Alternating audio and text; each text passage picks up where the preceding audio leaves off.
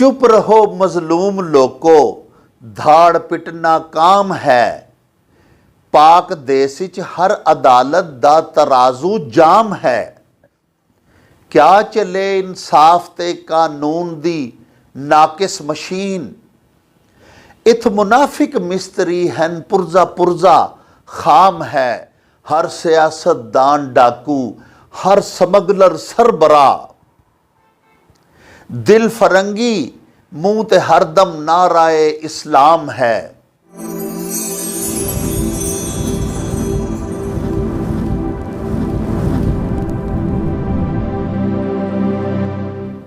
बिस्मिल्लाहिर्रहमानिर्रहीम। प्यारे वेखन वालिओ, हज़रत शाकर शुजाआबादी साडी पंजाबी माँ बोली दे सरायकी लहजे दे बड़े वड्डे बड़े मारूफ शायर ने। उन्हां दियां दो गज़लां पंजाबी दे विच ट्रांसलेट करके तुहाडी सेवा दे विच पेश कर रहे हां। लिखदे ने, रोक वेले नूं ज़रा मेरे खुदा दो चार मिनट। साडे घर आया है अज ओ दिल रुबा दो चार मिनट। गर्दिशे अयाम बाद च लै लवी ड्योड़ा हसाब। आया एक मेहमान है हाली ना दो चार मिनट। ते बदनसीबी तेरा मेरा वास्ता है रोज़ दा। ओदे आवन दा ते कर लै कुछ हया दो चार मिनट।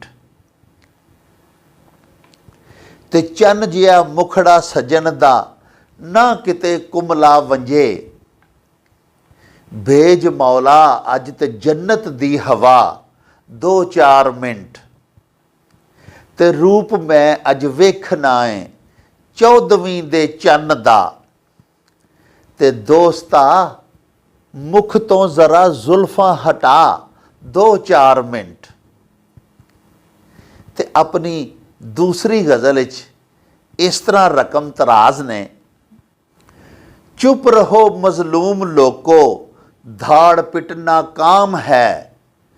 पाक देश विच हर अदालत दा तराजू जाम है। क्या चले इंसाफ ते कानून दी नाकिस मशीन।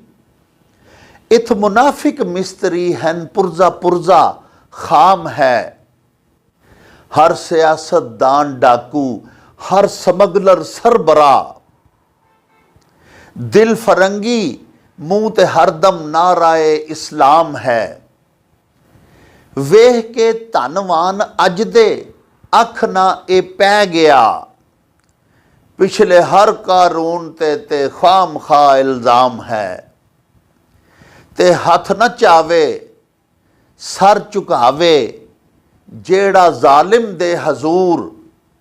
ओदी शाकिर सोचते तकदीर क्यों बदनाम है। ते प्यारिओ, इहदे नाल ही तुहाडे कोलों इजाज़त चाहांगे। हला व यार हवाले रब दे मेले चार दिनां दे। उस दिन ईद मुबारक होसी जिस दिन फेर मिलांगे। रब राखा ते अल्लाह बेली।